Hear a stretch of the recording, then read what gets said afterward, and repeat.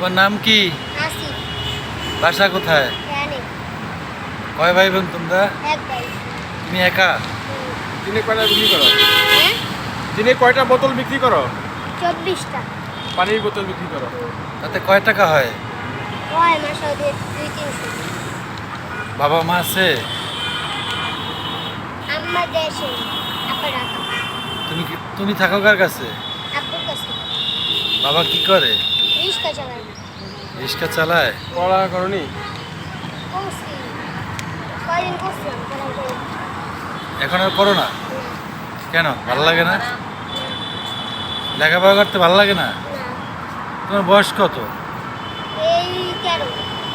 13 বছরের ভিতরে তুমি কাজে নামিয়ে গেলা? হয়েছে। হয়েছে? লেখাপড়া আর করবা না? বাবা না। ভালো লাগে না? না।